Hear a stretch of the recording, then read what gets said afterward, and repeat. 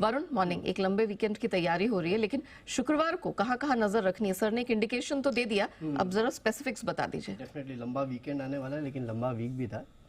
छुट्टी थी, सब कोई नहीं थी। काफी सारे ट्रिगर्स है जहाँ पे नजर रखना है। सबसे पहले तो एक टेक्समैको रेल पे नजर रखेगा, बोर्ड बैठक है। QIP का इशू प्राइस जो है वो ये आज तय करने वाले हैं। मारुति इस पे नजर रखेगा क्योंकि बोर्ड बैठक में सुजुकी मोटर्स को 1.23 करोड़ शेयर्स अलॉट करने पे ये कंपनी विचार करेगी। PFC आजकल ट्रेडर्स फेवरेट बन चुका है, लेकिन इसमें इंटरिम डिविडेंड की एक्स डेट है 4.5 रुपए की, तो एडजस्टमेंट देखने मिलेगा, डरिएगा मत। GNFC बायबैक जो है उसकी रिकॉर्ड डेट है, टेंडर ऑफर है, 770 रुपए का प्राइस रखा था, तो ये स्टॉक पे भी नजर रखेगा। IPO, और यहाँ सबसे इंटरेस्टिंग डेटा है क्योंकि 5 IPO है और सबके सब भर चुके हैं। ये एक अच्छी बात है। केवल एक फेड फाइनेंशियल है जो ऑलमोस्ट भरा है, लेकिन बाकी अगर आप देखेंगे तो जबरदस्त रिस्पांस मिला है। सबसे पहले एडा की बात करता हूं। IPO क्लोज हो चुका है। टोटल सब्सक्रिप्शन जो है 38.8 टाइम्स है, जिसमें रिटेल का हिस्सा जो है 7.73 टाइम्स भर चुका है।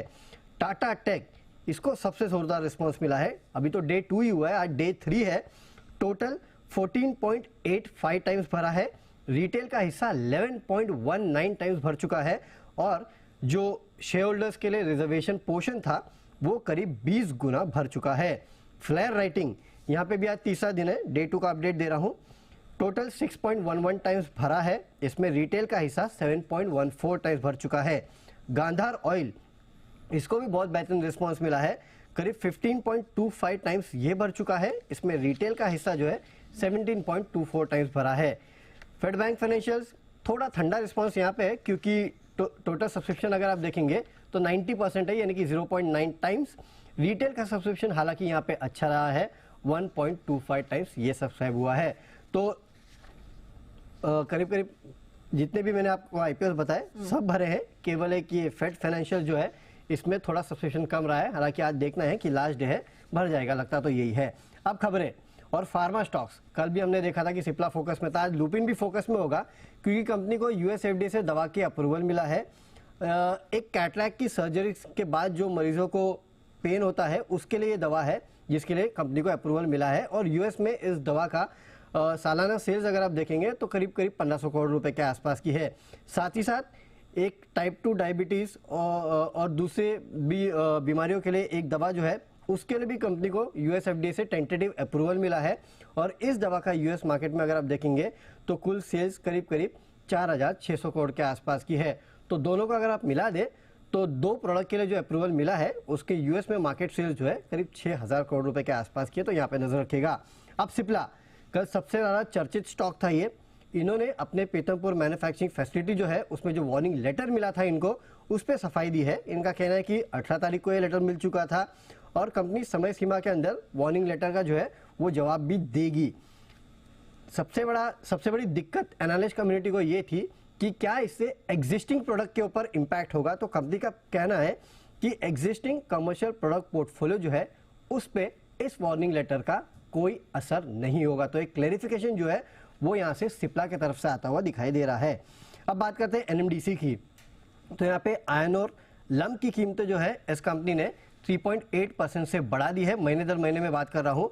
और फाइन की कीमतें जो है उसमें 4.4% के आसपास की बढ़ोतरी की है, यानी कि इन्होंने अपने प्रोडक्ट की कीमतें जो है उसको बढ़ा दिया है। अब बात करते हैं L&T फाइनेंस की। तो यहाँ पे कंपनी का एशियन डेवलपमेंट बैंक के साथ पहला फाइनेंशियल करार हुआ है, जिसके जरिए एशियन डेवलपमेंट बैंक ने करीब 1040 करोड़ रुपए के आसपास की जो फंडिंग है वो इस कंपनी को की है। रूरल और पेरी अर्बन एरियाज में महिलाओं के फाइनेंसिंग को सपोर्ट करने के लिए फंडिंग जो है वो कंपनी को मिली है। इसके बाद बात करते हैं अपार इंडस्ट्रीज की। तो QIP जो है इस कंपनी का खुल चुका है। फ्लोर प्राइस 5540 के आसपास रखा है, यानी कि कल के क्लोजिंग से अगर आप देखेंगे तो करीब 2.5% के आसपास के डिस्काउंट पे कंपनी ने ये फ्लोर प्राइस रखा है। 29 नवंबर को इशू प्राइस पे कंपनी बैठक करेगी। साथ ही साथ याद रखिएगा इससे कंपनी करीब 1000 करोड़ रुपए के आसपास जुटाने वाली है। 28 सितंबर को कंपनी ने जब ये अपना अपडेट दिया था कि हम QIP लाएंगे, तब कंपनी ने ये बात कही थी। प्रेस्टीज एस्टेट, यहाँ पे कंपनी ने बैंगलोर में रेसिडेंशियल प्रोजेक्ट प्रेस्टीज ग्रीनब्रोक को जो है वो लॉन्च कर दिया है।